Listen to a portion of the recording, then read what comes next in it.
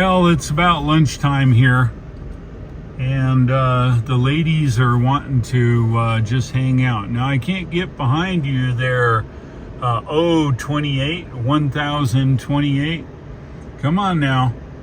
Get your big butt out of the way. Thank you.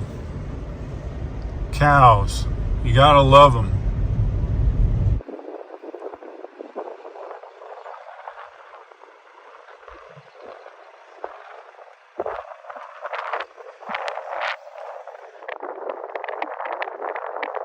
Hello and welcome. Yes, we're in the Rivian studio here in Wyoming. Short video here to talk about exactly what I think about driving the Rivian. I know a lot of you have wondered exactly how did this truck perform. So let me see if I can put it in a nutshell for you.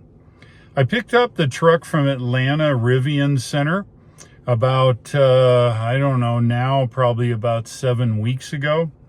I dropped it off at AP3 where it got full paint protection, ceramic. I picked it up after a week and a half of being in Dayton, drove it home, was home for 3 days, and then I headed here to Wyoming. Stopped in Nashville, my place there, spent the night, a couple nights actually, and then headed up to Wyoming. 2 stops. I stopped in Mount Vernon, Illinois, and in Hays, Kansas, and drove here.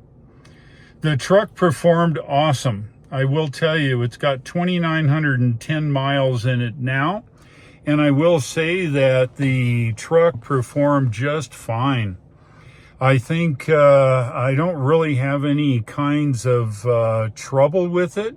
I've driven electric enough to know how to charge, how to drive it, and use the electric types of things.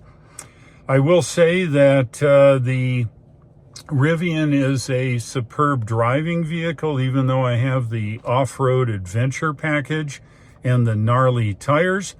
The worst thing about driving the Rivian here to Wyoming was my charge experience.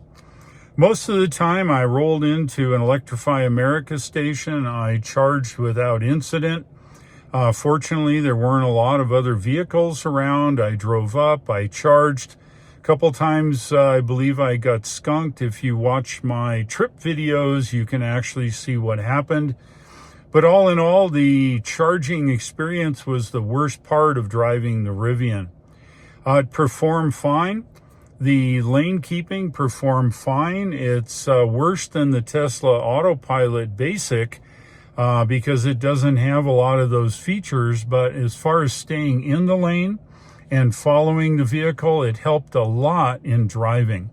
I use the lane keeping on interstates. That's where it's enabled to work. Trying to use it on a 2-lane road won't do it. The only thing it'll do is cruise control. So that would be a nice upgrade to see that work. The navigation performed pretty well, way better than the Ford Lightning that I have. I tried setting the navigation to find charging stops.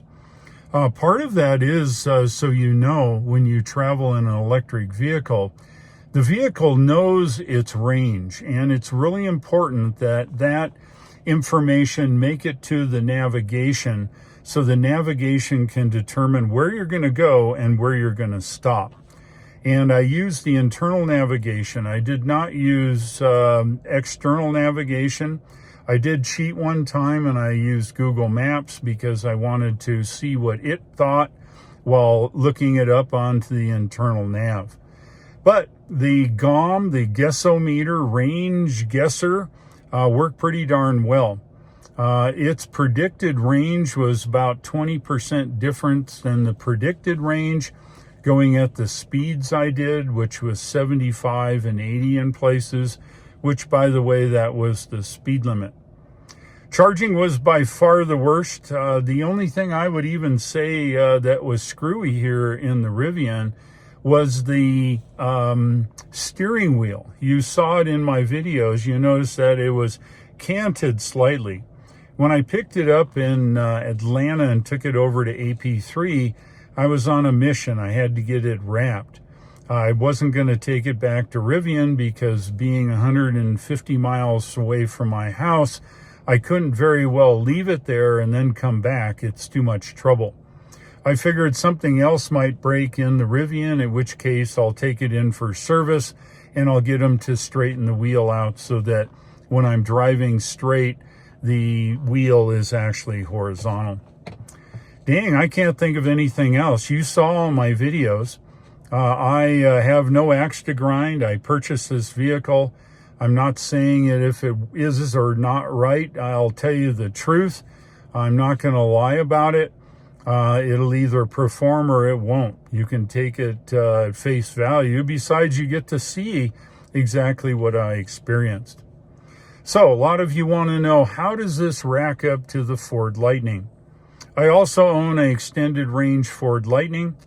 One of the problems I had with the Ford Lightning in February of this year, it does not have any kind of heat pump. At least this has a heat pump very similar to your home air conditioner, but it still helps in warming the vehicle, and it costs you less range when you use it. The Ford, however, uses a resistive heater, kind of like your emergency heat on your heat pump at the house. When it gets below a certain temperature, they use resistive heat.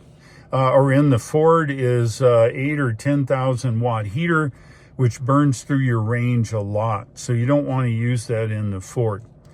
And the range with the battery situation in the Ford was about half. Admittedly, when I brought this up here, it wasn't that cold. It dipped into the 50s. I did not see any kind of range penalty. The Ford, if it got below 60 degrees, the range would fall off like a rock. So I would say at this point, the Rivian doesn't exhibit the same problems as the Ford Lightning. Do I like the Rivian? Hell yeah, I like the Rivian. It is a neat truck. I've taken it off-road. You saw me put in antennas, up hills, down hills. It is awesome. One of the benefits the Rivian has, and that is the variable suspension. I can run it low, I can run it high, and when I do that, it helps out immensely because it just goes up hills and down hills. The Ford has a fixed suspension height, and while that may not be a detriment, having a higher ground clearance going over bushes and rocks is really a benefit to it. Okay, well, that kind of ends this video. I give the Rivian a 9 out of 10. Yes, I do. I give the Ford about a 7 out of 10. Now, I'm going to run the Rivian in October. I hope the CCS charging situation improves by October. I kind of doubt it. It's going to be hit or miss, but I'm going to try to bring the Rivian back here to Wyoming. That will allow me, of course, to experience more cold weather. And if I get into the situation where the range drops off by half, I'm not sure what I'm going to do. I don't think it will. Part of the problems coming here to Wyoming, as you may or may not know, is the charging. The nearest DC fast charger is a place called, I don't think it's Walden, it's like Walther or something. It's 50 kilowatt. It's 130 miles from here. The biggest large charger is in Longmont. It's 187 miles from here, and that's with going all the way around on Interstate 80. I shaved some of that off by taking the Snowy Range Road, but in the winter, sometimes it's closed and you have a choice. Take Highway 230 to the south over the 9100 mile pass, or go around to Highway 80 and drop into Saratoga there. I know all this is a lot to process, but if you play it back, maybe it'll be clear. So again, my current rating, okay, not overall, my current experience and rating, the Rivian gets a 9 out of 10.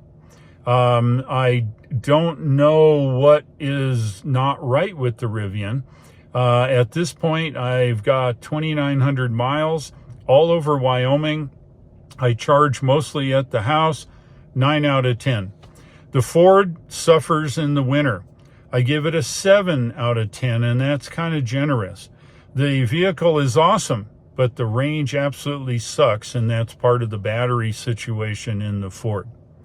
Well, if you like today's short video, give me a like. Please share it with your friends, and if you would, please subscribe. Don't forget the Tesla referral link shown here at the bottom of the screen. Yep, right here. That will get you Tesla accessories on purchasing any Tesla product. You get points. The points add up, and you can buy goods and products, and you can even buy a car, and you get a bunch of points. Those points could be high enough to actually pay for a charging wall connector, not a charger. It's a wall connector to charge your vehicle at home. So pass it on to somebody who you think that wants to buy a Tesla or Tesla products. I would certainly appreciate it. I benefit by taking my portion of the points and I put it to supercharging miles. As you know, I got to drive everywhere. I'll be up another trip here in the Tesla soon, and I'm going to need those supercharger miles. Thanks for watching. I'll see you in tomorrow's video, and take care.